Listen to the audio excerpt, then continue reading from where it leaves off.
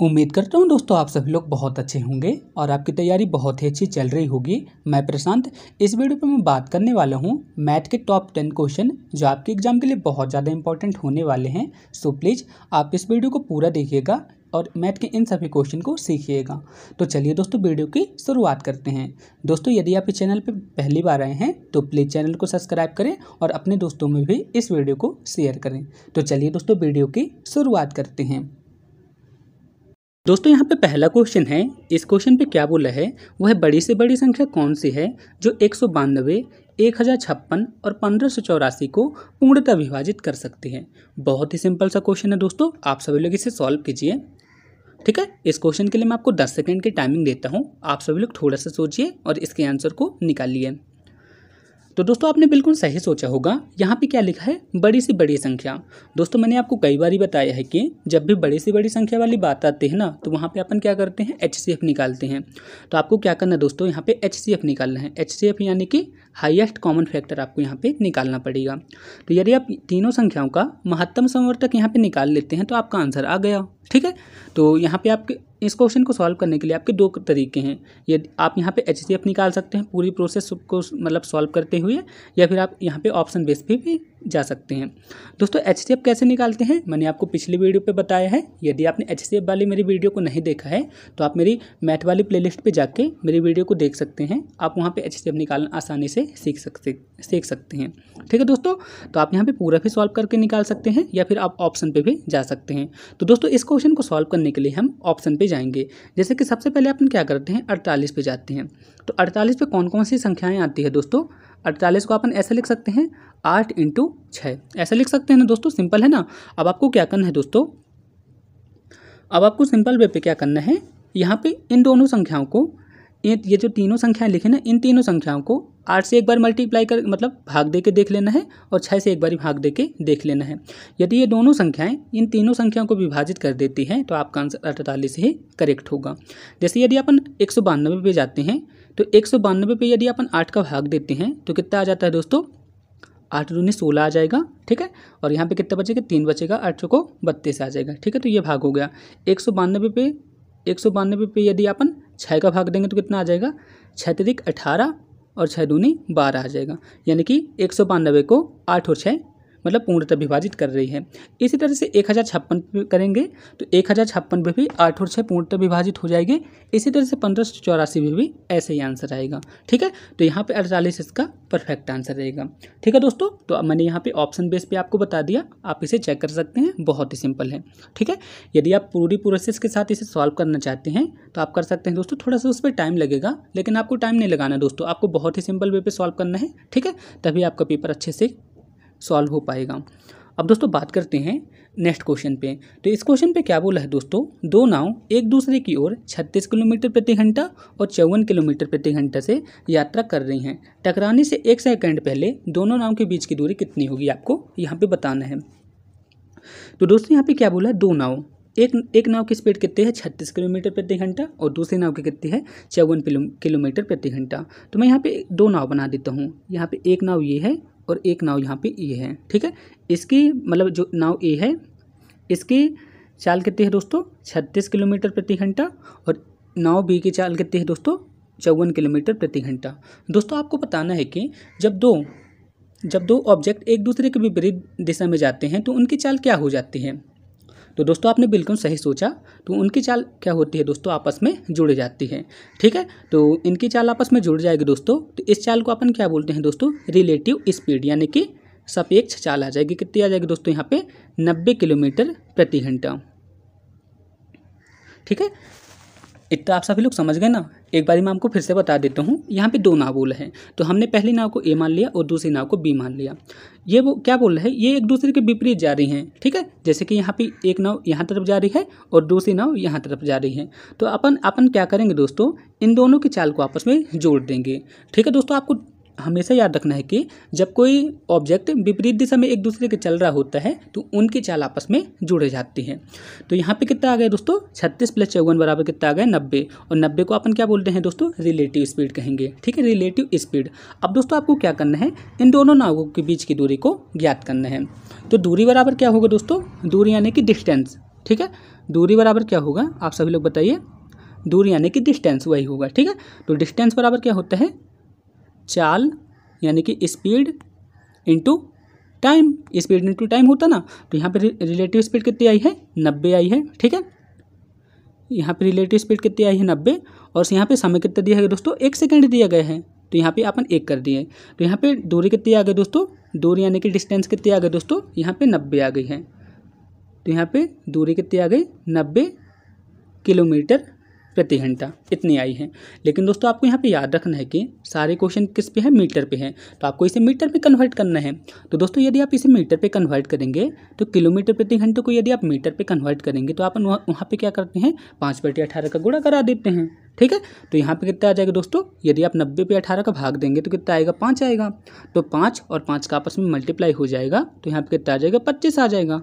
Simple है, option B यहाँ पे इसका करेक्ट आंसर रहेगा। होपफुली आप सभी लोग समझ में आ गया होगा। फिर भी आपके मन में किसी भी तरह का डाउट है तो आप मेरे से टेलीग्राम पे एक बार पूछ सकते हैं, या फिर मेरे को कमेंट बॉक्स में बता दीजिएगा, मैं आपको नेक्स्ट वीडियो पे इसे फिर से बता दूंगा। हालांकि डाउट नहीं होना चाहिए, मैंने आपको बहुत ही सिंपल वे पे समझाया है।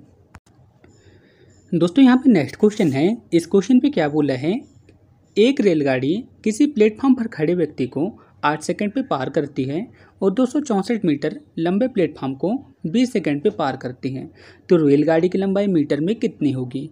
बहुत ही अच्छा क्वेश्चन है दोस्तों, चलिए इस क्वेश्चन को सॉल्व करते हैं। सबसे पहले बात करते हैं दोस्तों, यहाँ पे एक व्यक्ति खड़ा हुआ है प्लेटफॉर्म पे, ठीक है। यहाँ पे मैंने एक व्यक्ति बना दिया, ठीक है। इस व्यक्ति को रेलगाड़ी कितने सेकंड में पार करती है, 8 सेकंड पे पार करती है। इसी तरह से 264 मीटर मैंने एक प्लेटफॉर्म बना दिया, इसको कितने सेकंड में पार करती है, 20 सेकंड पे पार करती है। इतना आप सभी लोग को कंफर्म हो गया ना कि 264 मीटर लंबे प्लेटफॉर्म को 20 सेकंड पे पार करती है और एक खड़े व्यक्ति को 8 सेकंड पे पार करती है। तो दोस्तों अब आपको क्या करना है, इन दोनों का आपको डिफरेंस ले लेना है, ठीक है। इन दोनों का आप डिफरेंस लेंगे तो यहाँ पे कितना आ जाएगा, इनका डिफरेंस आ जाएगा 12 का। इतना आप सभी लोग को समझ में आ गया ना। और इसी 12 की वैल्यू क्वेश्चन पे कितनी दी गई है, इसी 12 की वैल्यू क्वेश्चन पे दी गई है 264, ठीक है। तो यहाँ पे एक की वैल्यू कितनी आ जाएगी दोस्तों, यहाँ पे 1 यूनिट की वैल्यू आ जाएगी। यदि आप 264 पे 12 का भाग दे देंगे तो 1 यूनिट की वैल्यू कितनी आएगी दोस्तों, 22 आ जाएगी, ठीक है ना। यहाँ पे 1 यूनिट की वैल्यू कितनी आ गई, 22 आ गई। अब आपने को क्या करना है दोस्तों, यहाँ पे रेलगाड़ी की लंबाई याद करना है। तो रेलगाड़ी की लंबाई कितनी आ जाएगी दोस्तों, तो यहाँ पे अपन ज्ञात करेंगे दोस्तों रेलगाड़ी की लंबाई। दोस्तों अब रेलगाड़ी की अपन लंबाई कैसे ज्ञात करेंगे, तो दोस्तों आप यहाँ पे देख पा रहे होंगे रेलगाड़ी मतलब प्लेटफॉर्म पर एक व्यक्ति खड़ा हुआ है, तो व्यक्ति की लंबाई क्या होगी, उसकी चौड़ाई तो होगी नहीं। और रेलगाड़ी की लंबाई किस पे होती है दोस्तों, ऐसी रहती है, चौड़ाई पे याद रहती है। तो यहाँ पे आपको क्या करना पड़ेगा, 22 पे आपको 8 का मल्टीप्लाई कर देना पड़ेगा, तो यहाँ पे कितना आ जाएगा, 174 मीटर आ जाएगा। यही आपका आंसर रहेगा। आप सभी लोग समझ गए ना। यदि आप नहीं समझ पाए हैं तो आप मेरे को कमेंट बॉक्स में बता दीजिएगा, एक बार मैं आपको फिर से समझा देता हूँ, ठीक है। चलिए मैं आप इस क्वेश्चन को एक बार फिर से समझा देता हूँ। क्वेश्चन पे क्या बोला है, एक रेलगाड़ी किसी प्लेटफॉर्म पर खड़े व्यक्ति को 8 सेकंड पे पार करती है। जैसे यहाँ पे एक व्यक्ति खड़ा है, इसे 8 सेकंड पे पार करती है और प्लेटफॉर्म को 20 सेकंड पे पार करती है। तो आपको क्या करना है दोस्तों, इन दोनों का अंतर लेना है। तो इन दोनों का अंतर कितना आ गया, 12 आ गया। इसका अंतर कितना आ गया, 12 आ गए। और इसी 12 की वैल्यू क्वेश्चन पे कितनी दी गई है, 264 मीटर दी गई है। तो यहाँ पे एक की वैल्यू कितनी आ जाएगी दोस्तों, 264/12, ठीक है। अब अपने को क्या करना है, रेलगाड़ी की लंबाई याद करना है, ठीक है। रेलगाड़ी की लंबाई याद करना है तो आपको यहाँ पे क्या करना पड़ेगा, यहाँ पे टाइम का मल्टीप्लाई कर देना पड़ेगा, यानी कि खुद की यहाँ पे मल्टीप्लाई कर देना पड़ेगा, ठीक है। तो यहाँ पे क्वेश्चन पे क्या बोल रहे हैं, रेलगाड़ी खड़े व्यक्ति को कितने सेकंड में पार करती है, 8 सेकंड पे पार करती है। यानी कि व्यक्ति को पार नहीं कर रही है, स्वयं को पार कर रही है। तो यहाँ पे स्वयं की टाइमिंग कितनी है दोस्तों, यहाँ पे 8 सेकंड है। तो बस आपको यही करना था। यहाँ पे कितना आ जाएगा, 264 को यदि आप 12 से भाग देंगे तो कितना आ जाएगा, 22 आ जाएगा। 22 को यदि आप 8 से मल्टीप्लाई करेंगे तो 176 आ जाएगा। बस आपको इस क्वेश्चन पे इतना ही करना था, आपका आंसर यहाँ पे आ गया। दोस्तों यहाँ पे मैंने बहुत ही सिंपल ट्रिक बताई है, इसी ट्रिक से आपको यहाँ पे सॉल्व करना पड़ेगा, ठीक है। हालांकि बहुत सारी ऐसी मेथड है जिससे आप इसे सॉल्व कर सकते हैं, लेकिन उसमें थोड़ा सा टाइम लगेगा। अब दोस्तों बात करते हैं, इस क्वेश्चन पे क्या बोला है, एक रेलगाड़ी 800 मीटर और 400 मीटर लंबाई के 2 पुलों से क्रमशः 100 सेकंड तथा 60 सेकंड पे गुजरती है, तो रेलगाड़ी की लंबाई मीटर पे कितनी होगी। अब क्वेश्चन पे क्या बोला है, एक रेलगाड़ी है, ठीक है, जो 800 मीटर और 400 मीटर के पुल को 100 सेकंड और 60 सेकंड पे पार करती हैं। तो रेलगाड़ी की लंबाई मीटर में कितनी होगी, आपको यहाँ पे सिंपल वे पे यही बताना है। तो सबसे पहले दोस्तों आप मुझे बताइए कि टाइम बराबर क्या होते हैं। तो टाइम बराबर क्या होता है दोस्तों, डिस्टेंस अपॉन स्पीड होते हैं। ठीक है, तो आपको क्या करना है, इन्हीं के डिफरेंस ले लेना है। तो यहाँ पे डिस्टेंस कितना आ जाएगा दोस्तों, डिस्टेंस का डिफरेंस लेना है। ठीक है, तो आप यहाँ पे देख पा रहे होंगे दोस्तों 800 और यहाँ पे 400 है, तो इनका डिफरेंस कितना आ जाएगा दोस्तों 800 पे। यदि 800 से यदि आप 400 को मतलब माइनस कर देंगे तो यहाँ पे कितना आ जाएगा, 400 ही आ जाएगा। अब दोस्तों बात करते हैं यहाँ पे स्पीड पे। तो 100 सेकंड से यदि आप 60 सेकंड को घटा देंगे, 100 सेकंड से यदि आप 60 सेकंड को घटा देंगे तो कितना आ जाएगा, 40 आ जाएगा। ठीक है, तो यहाँ पे टाइम कितना आ गया दोस्तों, यहाँ पे टाइम आ गया 10 मीटर प्रति सेकंड। इतना आ गया दोस्तों 10 मीटर प्रति सेकंड। यानी कि जो मतलब रेलगाड़ी है एक सेकंड पे कितना चलती है दोस्तों, रेलगाड़ी 1 सेकंड पे 10 मीटर चलती है। इसका मतलब यही हुआ ना, रेलगाड़ी 1 सेकंड पे 10 मीटर चलती है। तो यहाँ पे 100 सेकंड पे कितना चलेगी दोस्तों, तो यहाँ पे 100 सेकंड पे कितना चलेगी आप बताइए। तो 100 सेकंड पे रेलगाड़ी चलेगी 1000 मीटर। इतना आप सभी लोग को समझ में आ गया ना। अब यहाँ पे 100 सेकंड पे रेलगाड़ी कितनी चली है दोस्तों, 100 सेकंड पे रेलगाड़ी चली है 1000 मीटर, जिसपे से 800 मीटर तो पहले ही चल चुकी है। तो 1000 में से यदि आप 800 मीटर को घटा देंगे तो रेलगाड़ी की लंबाई कितनी आ जाएगी, 200 मीटर आ जाएगी। बस आपको इतना ही करना था। तो आपको क्या करना है दोस्तों, यहाँ पे मैंने 1000 मीटर निकाला था ना, 1000 मीटर से आपको क्या करना है, 800 मीटर को माइनस कर देना है। तो यहाँ पे कितना आ जाएगा, 200 आ जाएगा। सिंपल है। ठीक है, 200 मीटर ही आपका यहाँ पे इसका करेक्ट आंसर रहेगा। ठीक है, इस क्वेश्चन को मैं 60 सेकंड से भी सॉल्व करके दिखला देता हूँ, आप सभी लोग ध्यान से देखिएगा। तो मैंने आपको बताया था कि यहाँ पे डिफरेंस कितना आ जाएगा दोस्तों, यहाँ पे डिफरेंस आ जाएगा 400 आ जाएगा। यहाँ पे अपन क्या निकाल रहे थे, टाइम निकाल रहे थे। और यहाँ पे कितना आ जाएगा दोस्तों, यहाँ पे समय के डिफरेंस कितना आ जाएगा, 40 सेकंड आ जाएगा। तो यहाँ पे रेलगाड़ी कितना चलेगी दोस्तों, 10 मीटर प्रति सेकंड चलेगी। यानी कि 1 सेकंड पे रेलगाड़ी कितने चलेगी, 10 मीटर चलेगी। इतना ही आया था ना। तो 60 सेकंड पे कितना चलेगी दोस्तों, यहाँ पे 60 सेकंड पे रेलगाड़ी चलेगी 600 मीटर। इतना आप सभी लोग को समझ में आ गया ना। यहाँ पे रेलगाड़ी 60 सेकंड पे 600 मीटर चलेगी। 600 मीटर में से 400 मीटर तो पहले ही चल चुकी है। ठीक है, 600 मीटर पे रेलगाड़ी 400 मीटर पहले ही चल चुकी है। तो बचा कितना, 200 बचा। तो 600 से यदि आप 400 मीटर को घटा देंगे तो 200 ही आएगा। तो 200 भी यहाँ पे इसका करेक्ट आंसर रहेगा। दोस्तों यहाँ पे बहुत ही सिंपल सा क्वेश्चन पूछा गया है। इस क्वेश्चन पे क्या बोला है, एक निश्चित धनराशि पर 8% वार्षिक दर से 9 वर्ष के लिए, यहाँ पे 9 वर्ष है, 9 वर्ष के लिए साधारण ब्याज कितनी है, 2880 रुपये है। समान धनराशि पर 12 वर्षों के लिए ब्याज दर समान ब्याज की राशि पर प्राप्त की जा सकती है। तो दोस्तों आपको यहाँ पे क्या करना है, आपको यहाँ पे रेट्स निकालना है, यानी कि ब्याज दर आपको यहाँ पे निकालना है। तो दोस्तों आपने एक फार्मूला पढ़ा होगा कि सिंपल इंटरेस्ट का फार्मूला, यानी कि क्या होता है, साधारण ब्याज बराबर क्या होता है, principal into rate into time बटे 100 होता है। तो इससे आप सभी लोग को पता चल पा रहा होगा कि जो सिंपल इंटरेस्ट होता है ये प्रिंसिपल, रेट और टाइम पे डिपेंड करते हैं। तो इस क्वेश्चन पे आपको सब कुछ दे दिया है, यानी कि मूलधन भी सेम है और यहाँ पे ब्याज भी सेम है। ठीक है, जब मूलधन और ब्याज सेम है तो रेट्स भी आपस में बराबर रहेंगी। तो यहाँ पे रेट्स कितनी आ रही हैं, यानी कि समय और यहाँ पे दर कितना आ रहा है दोस्तों, यहाँ पे समय और दर की वैल्यू आ रही है 72। तो यहाँ पे भी क्या आ रहा है, यहाँ पे भी क्या आएगा दोस्तों, जैसे कि मैं यहाँ पे बता दिया 8 × 9, इसकी वैल्यू कितनी आ रही है, 72 आ रही है। तो अब यहाँ पे क्या बोला है, 72 यहाँ पे लिखा है, तो आपको यहाँ पे 72 लेके आना है, तब तो बराबर रहेगा ना। तो यहाँ पे आपको क्या करना है दोस्तों, 6 का मल्टीप्लाई करना पड़ेगा, तभी यहाँ पे 72 आएगा। आप सभी लोग ना समझे दोस्तों मेरी बात को। यहाँ पे क्या बोला है, आपका मूलधन सेम है। ठीक है, यानी कि मूलधन सेम है और यहाँ पे क्या सेम है, आपका साधारण ब्याज सेम है, यानी कि आपको साधारण ब्याज इतना ही रहेगा और मूलधन भी सेम रहेगा। तो आपको बताना है कि यहाँ पे ब्याज की दर कितनी होगी, और समय तो यहाँ पे आपको 12 वर्ष दे दिया गया है। तो आप 12 में किसकी मल्टीप्लाई करेंगे कि यहाँ पे सेम सेम आ जाए। तो यहाँ पे आपको 72 लेके आना पड़ेगा। तो 72 पे यदि आप 6 का मल्टीप्लाई कर देंगे तो 6% इसका ब्याज दर कहलाएगी। आप सभी लोग समझ गए ना, किसी भी तरह का डाउट नहीं होना चाहिए। अब दोस्तों बात करते हैं एक नेक्स्ट क्वेश्चन की तरफ। इस क्वेश्चन पे क्या बोला है, एक विद्यालय में 45 विद्यार्थियों का औसत भार कितना है, 55 किलोग्राम है। यदि शिक्षक के भार को शामिल कर लिया जाता है तो 300 ग्राम बढ़ जाता है, तो शिक्षक का भार कितना होगा। दोस्तों यहाँ पे 300 ग्राम पे लिखा है, तो इसको अपन किलोग्राम पे कन्वर्ट करेंगे तो कितना आ जाएगा, 0.3 किलोग्राम आ जाएगा। इतना आ गया ना। अब यहाँ पे आपको बताना है कि शिक्षक का भार कितना होगा। तो चलिए अपन इसे सॉल्व कर लेते हैं। बहुत ही सिंपल है। यहाँ पे पहले औसत भार कितना था दोस्तों? पहले औसत भार था यहाँ पे 55 प्लस यहाँ पे टीचर के आने के बाद कितना भार बढ़ा है? 0.3। अब यहाँ पे आप बताइए दोस्तों, यहाँ पे पहले कितने विद्यार्थी थे? 45 थे। अब टीचर वहाँ पे जुड़ गया तो कुल कितने हो गए दोस्तों? 45 प्लस 1 यानी कि 46 हो गए। तो यहाँ पे कितने व्यक्ति हो गए? 46 हो गए। विद्यार्थी प्लस शिक्षक बराबर 46 व्यक्ति। तो बस आप इसे सॉल्व कर दीजिए, आपका आंसर आ जाएगा। तो यहाँ पे कितना आ जाएगा दोस्तों? 13.8 और यहाँ पे आ गया 55। तो 55 पे यदि आप 13.8 को जोड़ देंगे तो कितना आ जाएगा?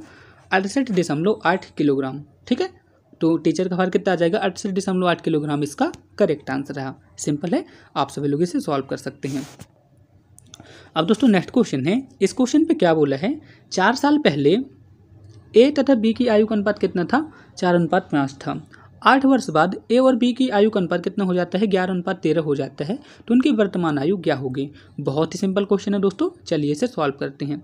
तो दोस्तों आपने को यहाँ पे प्रेजेंट पे बताया नहीं गया है कि यहाँ पे प्रेजेंट पे आयु कितनी है। यहाँ पे क्या बोला गया है? 4 साल पहले। तो 4 साल पहले आयु कितनी थी दोस्तों? 4:5 थी। और यहाँ पे क्या बोला गया है?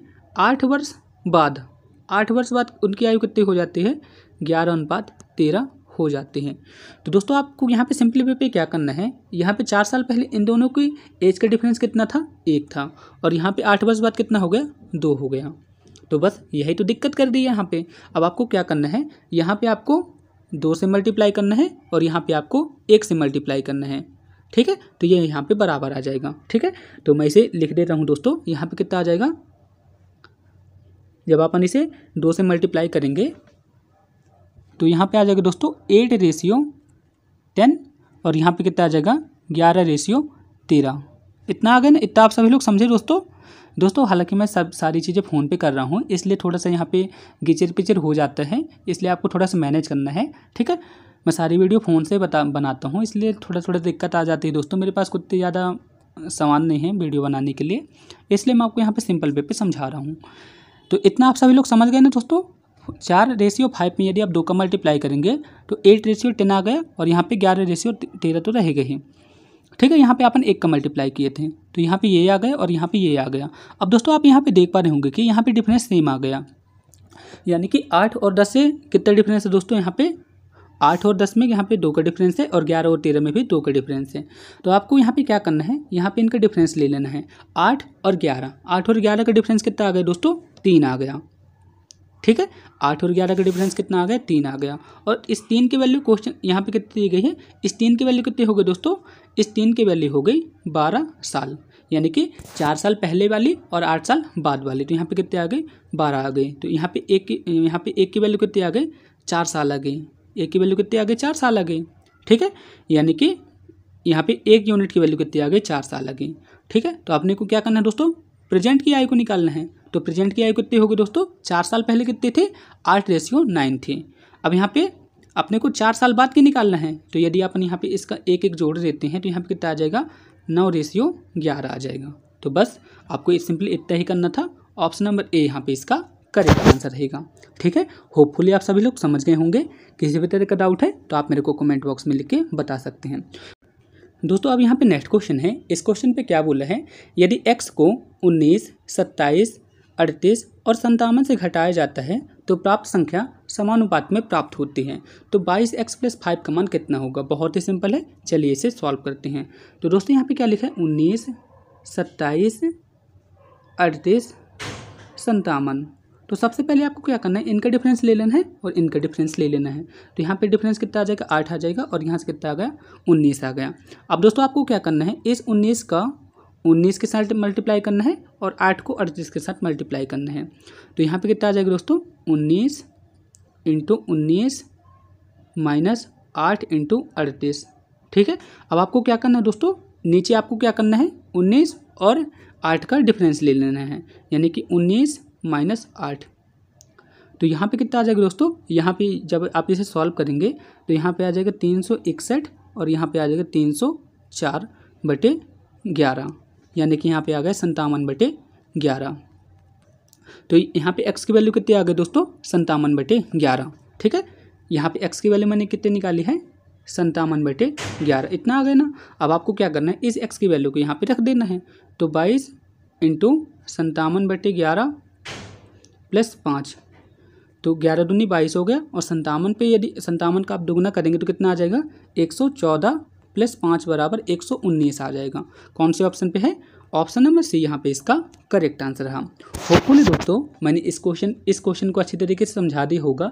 फिर भी आपके मन पे किसी भी तरह का डाउट है तो आप मेरे कमेंट बॉक्स में कमेंट करके बता सकते हैं।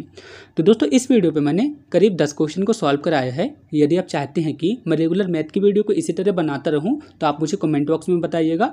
साथ ही दोस्तों आप मुझे ये भी बता दीजिएगा कि आप टॉपिक वाइज पढ़ना पसंद करेंगे या फिर मिक्स क्वेश्चन को पढ़ना पसंद करेंगे। ठीक है, आप मुझे इतना लिख के बताइएगा, मैं आपके लिए उसी हिसाब से आपके लिए वीडियो बनाऊंगा। क्योंकि दोस्तों आज मैंने मिक्स क्वेश्चन बनाए हैं तो हो सकता है कि आपके मन में कुछ डाउट भी रहे। ठीक है, अच्छी तरह से समझ में भी ना आ पाया हो तो आप मुझे बता दीजिएगा कि मैं टॉपिक वाइज बनाऊं या फिर इसी तरह बनाता रहूं, आप मुझे कमेंट बॉक्स में ज़रूर बताइएगा। ठीक है दोस्तों, तो प्लीज़ आप इस वीडियो को सपोर्ट कीजिए। ठीक है, आप मेरे जितना ज़्यादा सपोर्ट करेंगे उतना मैं सेटअप ले पाऊंगा और उसी हिसाब से आपके लिए अच्छी वीडियो बना पाऊंगा। ठीक है दोस्तों, तो फिर मिलते हैं नेक्स्ट वीडियो पे। तब तक आप सभी लोग अपनी पढ़ाई करते रहिए। ठीक है।